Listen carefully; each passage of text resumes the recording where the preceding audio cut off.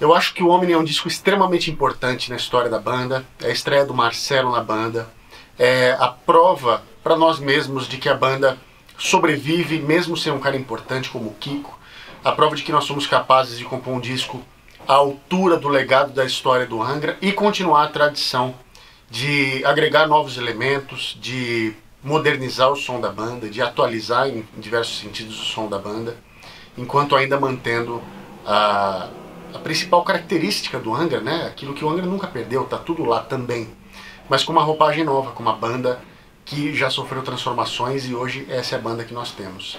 A turnê do Angra foi de extremo sucesso, a gente ficou muito orgulhoso e muito satisfeito com tudo que a gente conquistou com esse disco, foi um disco muito importante para nós e o próximo tem tudo para ser muito importante também.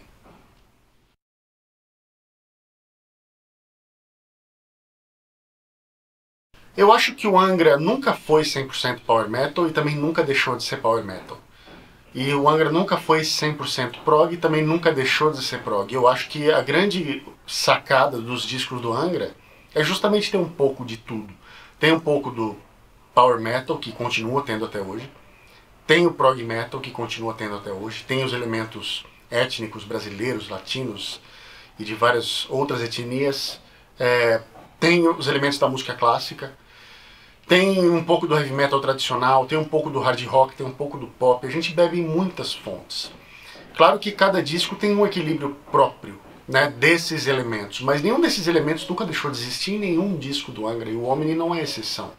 É claro que a gente buscou, já desde o Secret Garden, uma sonoridade mais moderna, mas eu não acho que isso tenha influenciado para que o Angra tenha mudado radicalmente de estilo. Se você ouvir o Angels Cry, o Holy Land, o Fireworks, esses discos não são discos de power metal. O Temple of Shadows não é um disco de power metal. É um disco que tem power metal. E também não é um disco de prog. É um disco que tem prog. E o Omni, eu acho que está na mesma linha, né?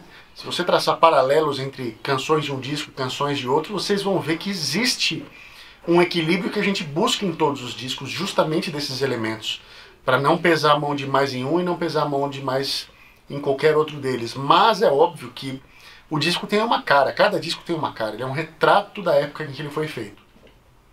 Então, as pessoas têm uma leitura desse disco, né? Ah, eu ouvi esse disco e a minha impressão é que ele é isso, a pessoa taxou o disco de tal coisa, mas a minha opinião é que num disco do Angra, qualquer disco do Angra, é muito difícil de taxar a banda por um estilo só.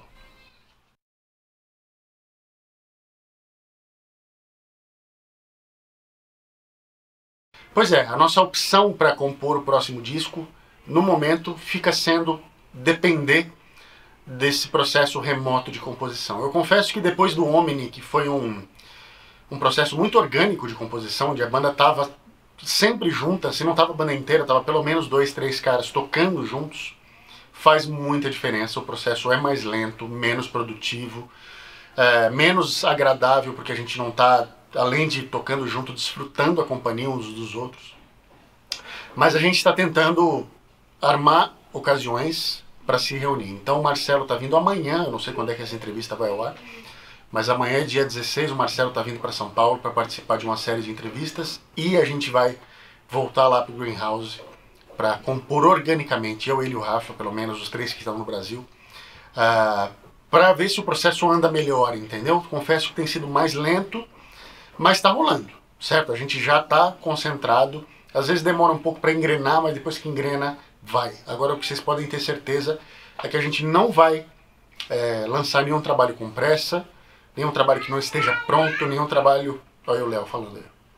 Nenhum trabalho que a gente ache que falta acabamento. Acho que a gente aprendeu já com lições do passado que um disco lançado antes da hora é um marco negativo na banda para sempre, né? Então, enquanto ele precisar de mais trabalho, ele vai receber esse trabalho. Se por causa da pandemia esse trabalho vai demorar mais, não tem problema. A gente não tem pressa. A gente tem vontade de fazer música nova, vontade de gravar um disco e nenhuma pressa de fazer isso.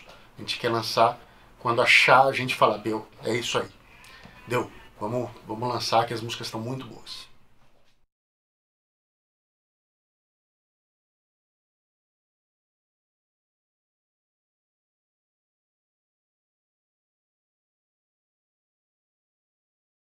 Cara, eu acho que o Angra é uma banda que já mostrou algumas vezes que não tem problema nenhum em fazer parcerias com artistas de fora do estilo heavy metal, né?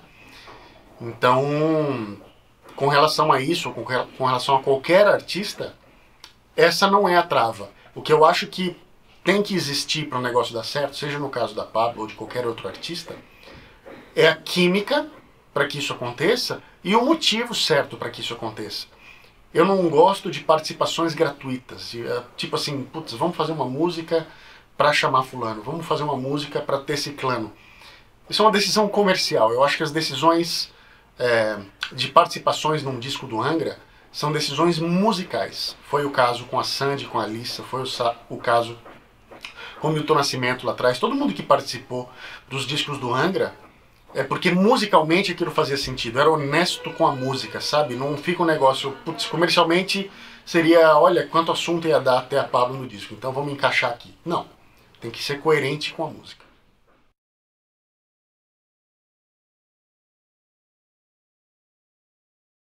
Por que demorei tantos anos? Boa pergunta. Porque sempre existia algum outro projeto, fosse o Angra, fosse o For Action, qualquer uma das bandas que eu trabalho, que estava precisando da minha energia de compositor, de produtor, e aí quando eu me devoto a um projeto assim, eu não me devoto mais ou menos, eu vou, sabe assim, de cabeça nesse processo, e não sobra energia para estar trabalhando numa outra coisa tão importante quanto um disco solo em paralelo.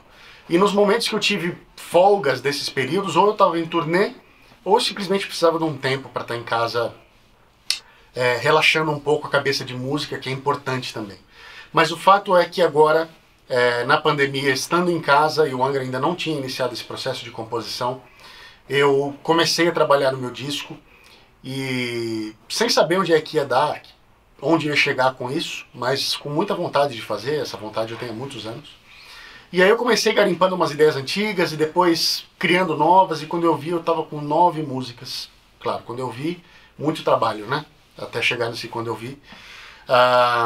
9 músicas prontas, eu tive a grande colaboração do Dalton Santos no arranjo dessas músicas, o Bruno é o batera do disco, e aí eu comecei a pirar em convidados e comecei a pirar em quem que eu queria chamar. Então, dos convidados que eu já anunciei, tem o Simon Phillips na batera do Toto, do Jeff Beck, do The Who e vários outros projetos. Tem o Virgil Donati na batera de uma faixa também, tocou com Deus e o Mundo também, Alan Holdsworth, Steve Vai, Planet X. Tem o Brett Garcia na guitarra, que também tocou com Planet X, com Virgil. E o Kiko vai participar de uma faixa também. E tem outros convidados que eu vou anunciando, mas esse processo me fez muito bem, porque durante essa pandemia foi um lance criativo que eu me dediquei de cabeça mesmo, assim, entrei de cabeça. E no momento eu já estou gravando o disco em si, eu já terminei as demos, já tenho as bateras do Virgil e do Simon já são as definitivas do disco. Daqui a pouco o Bruno grava também as bateras definitivas dele pro disco. Já estamos começando a gravar algumas guitarras também, já tenho os solos dos convidados, a maioria deles na mão. Então estou nesse processo de gravação e está rolando o crowdfunding, está rolando a campanha de financiamento coletivo do disco, que está lá no Catarse, certo? Então quem quiser conhecer é só entrar no Catarse lá, fazer uma busca por Felipe Andreoli. E o disco, eu vou entregar ele para os apoiadores em setembro. Então até lá eu vou terminar de gravar, um processo que vai acontecer aqui mesmo no meu estúdio. E aí vou mixar na Inglaterra com um técnico super legal de lá que eu conheci recentemente. E tá nesse pé. E eu tô super animado, super animado. Já revelei a capa e o disco se chama Resonance, certo? A capa quem fez foi o Gustavo Sazzi, que foi o mesmo que fez a capa do Aqua, para vocês que são ingreiros.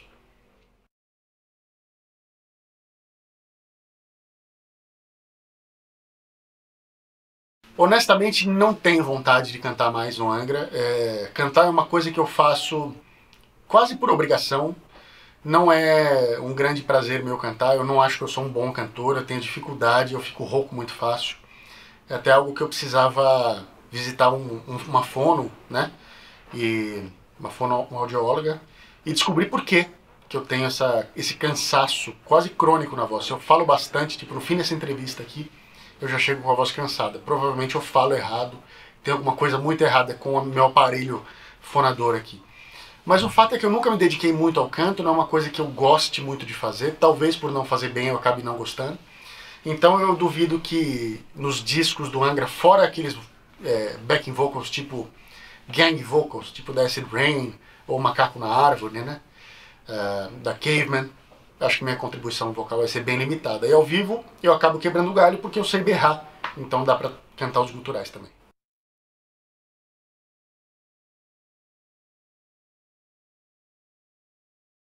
Pois é, Rebirth 20 anos, eu há 20 anos no Angra também. As memórias dessa época são muito boas, uma época de muita descoberta, de muita mudança, muito rápido na minha vida. Que eu passei de um cara que tinha a música assim, mais como um hobby do que como profissão, embora as coisas estivessem acontecendo na minha carreira, e de repente eu virei músico mesmo, full time, no momento que entrei no Angra. Então as recordações se misturam da minha vida pessoal com todo o processo do disco, de composição, trabalhar com um produtor pela primeira vez, né, um produtor renomado como Dennis Ward, e gravar fora, e na verdade sair do país de fato pela primeira vez. Passei um mês na Alemanha e aproveitei para viajar para a Itália, fazer uma mochilada por lá também. Uma fase de muitas mudanças rápidas na minha vida, assim. Confesso que demorou um pouco até assimilar muitas dessas mudanças e me acostumar com a minha nova realidade, com a minha nova profissão. Né? Muito novo também. Tinha 20 para 21 quando entrei no Angra, tinha 21 dias completos no dia que eu fui anunciado como baixista do Angra, então muita coisa para um cara novo assim absorver. E olho com muito carinho para essa época, né? E com relação à comemoração, a gente tinha planos sim, a gente tinha shows marcados que estariam acontecendo agora, entre maio e junho. Claro que não deu para fazer, esse ano provavelmente nem vai ter show nenhum. Então a comemoração ficou meio prejudicada, né? O que a gente acabou fazendo foi um acústico da Millennium Sun, que o Rafa cantou até. Mas, honestamente, eu acho que a nossa energia está mais focada agora para o futuro do que para o passado. De realmente fazer um disco novo e colocar a banda na estrada assim que possível. Mais do que ficar comemorando o passado, já que a gente perdeu essa janela de oportunidade, né? Mas eu não duvido que na turnê do próximo disco a gente encaixe uma comemoração dos 20 anos do Rebirth. De repente fazer um set híbrido, né? Metade do set fazendo o Rebirth na íntegra e a outra metade do set fazendo músicas novas. Não sei se a gente vai acabar tocando antes do disco sair, aí pode ser que a gente faça uma turnê comemorativa do Rebirth. Tá tudo muito em aberto, é difícil fazer planos para qualquer coisa ao vivo, mas pro momento não tem nada planejado.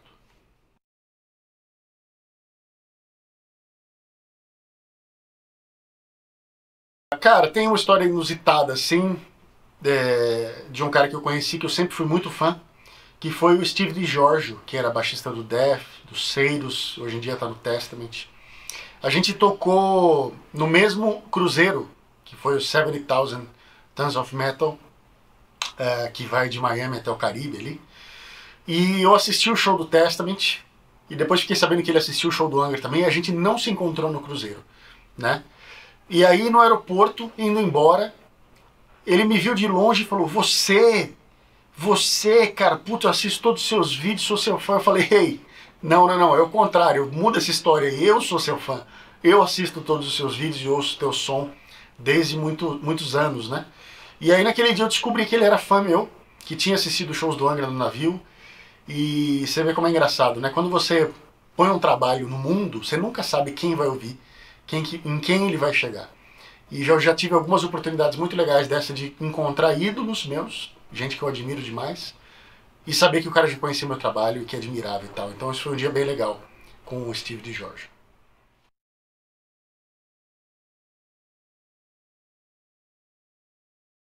Cara, honestamente, os planos do Angra atrapalhou bastante, porque a gente não pôde trazer o Bruno e o Fábio para o Brasil, ainda não dá para trazer, né? E a gente não sabe quando será possível, mas eu acho que em breve, mas até segunda ordem ainda não dá para trazer. Então, nesse processo de composição, tudo se atrasou. E quando a gente fica longe, tudo anda mais devagar. Tudo anda mais devagar. Esse lance do WhatsApp é muito legal, e-mails, e Zoom e etc. Mas quando a banda tá junta, é que as coisas realmente funcionam, realmente andam. Quando a gente está sendo uma banda, né? Então, sim. No meu caso, não atrapalhou porque o processo do meu disco, eu fiz basicamente ele na minha casa, como eu ia fazer mesmo. É claro que eu gostaria de ter trazido o Bruno para cá para gravar as bateras, ou de repente ter ido para os Estados Unidos para acompanhar a gravação de batera. Sim, nesse ponto atrapalhou.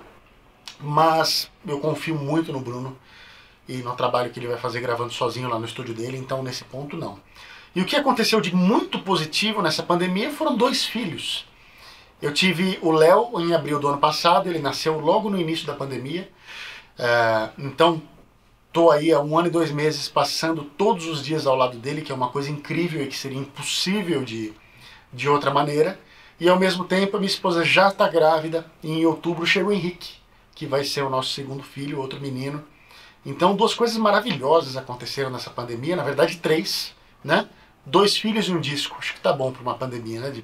Em termos de produtividade. Então não poderia estar mais feliz a respeito dessas coisas que aconteceram, apesar desse período tão difícil, de tantas perdas, de tanta provação, de tanta tristeza, né? De luto para muita gente, dificuldades financeiras, etc, etc.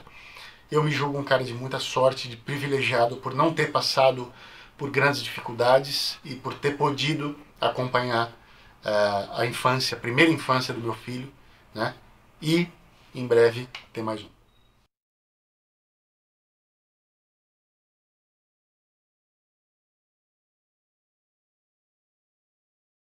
Cara, o artista sempre foi a grande voz contestadora do governo, do establishment, da sociedade, e nunca vai mudar, né? Eu acho uma covardia esses comentários que o cara chega na sua postagem e fala assim, ah, vai tocar baixo, você não tem nada que falar de política.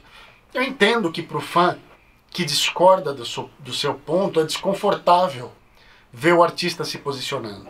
Mas o artista se posiciona mesmo. Eu até evito, para falar a verdade, número 1, porque eu não acho que eu tenho uma super propriedade para falar do assunto. Eu gosto de falar das coisas quando eu sei o que eu estou falando. Não sou um grande estudioso de ciências políticas.